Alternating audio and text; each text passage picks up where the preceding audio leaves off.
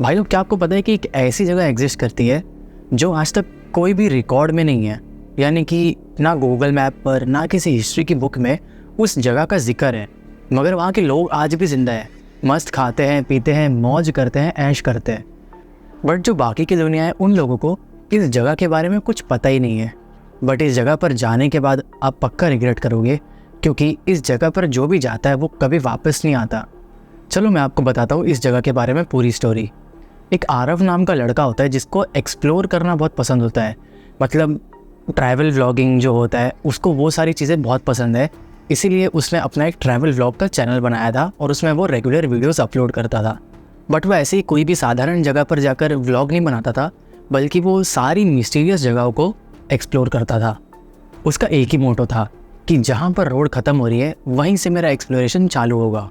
एक दिन आरव एक फ्ली मार्केट में जाता है जहाँ पर एक उसको ओल्ड बुक दिखती है और उस ओल्ड बुक के ऊपर ऐसा लिखा होता है कि जब तुम हाईवे नंबर 27 के पुराने ब्रिज से गुजरोगे और अगर तुम्हें एक साइड रोड दिखे जिसमें पुराने बरगद के पेड़ हैं, उस रोड पर मत जाना, क्योंकि वो तुम्हें ले जाएगा एक ऐसे शहर में जो दुनिया भूल चुकी है, द फॉरगॉटन टाउन।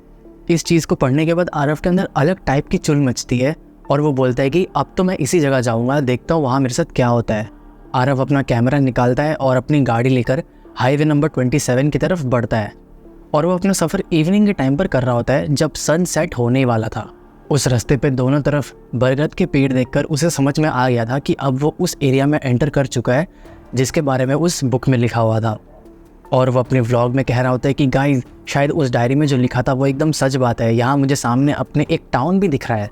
जैसे ही वो कार लेकर उस टाउन के पास जा रहा होता है, उसका जीपीएस अपने आप ही काम करना बंद कर देता है।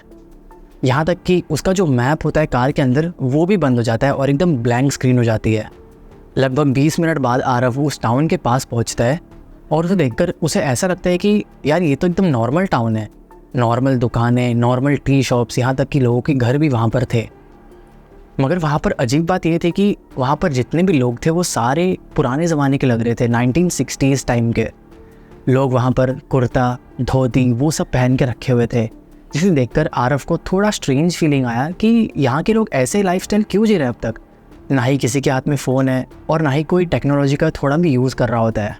जितने में आरव ये सब सोच रहा होता है, उसके पास एक ओल्ड मैन आता है और पूछता है कि बेटा तुम नए आए हो ना, यहाँ कहाँ से आए हो। आरव ये सारी चीज़ों को एकदम मस्ती में ले रहा होता है और कहता है कि मुझे तो इस जगह का पता एक बुक से मालूम पड़ा था जो एक फ्ली मार्केट में मिल रही थी। वो अंकल ये सुनकर शॉक हो जाते हैं कि कौन सी बुक थी वो, और उसके बाद वो अंकल कहते हैं कि तुम्हें यहाँ नहीं आना चाहिए था। आरव उन अंकल की बात को इग्नोर करता है और अपना ट्रैवल व्लॉगिंग कंटिन्यू रखता है, क्योंकि उसका कैमरा चल रहा होता है। वहाँ पर एक मंदिर होता है जिसकी घंटी अपने आप बजती है। वहाँ के जो बच्चे होते हैं वो भी अभी तक पुराने ज़माने के गेम खेल रहे होते हैं, यानी कि गिल्ली डंडा टाइप्स गेम। और जो वहाँ की आंटियाँ होती हैं वो अभी भी सर पर मटके रखकर वहाँ से जा रही होते हैं, शांति में कुछ ना बोलते हुए। बट सबसे ज़्यादा क्रीपी चीज़ वहाँ की ये थी कि जो भी आरव को देखता था वो उससे एक ही सवाल पूछता था, क्या तुम वापस जा पाओगे यहाँ से। जब भी आरव से कोई सवाल पूछता था उसके अंदर अलग सी एंग्जाइटी होने लग जाती थी कि ऐसा क्या है इस जगह पर जो मैं वापस नहीं जा सकता। उतने में ही उसके पास एक शॉपकीपर आता है और उसे वो फ्री में चाय पिलाता है। बट शॉपकीपर भी उससे एक सवाल पूछता है कि क्या तुम्हें कल तक सब कुछ याद रहेगा। बट आरव के दिमाग में उसी टाइम पे कन्फ्यूजन हो जाता है कि क्यों नहीं याद रहेगा, इस टाउन में ऐसा क्या डिफरेंट है जो मुझे याद ही नहीं रहेगा।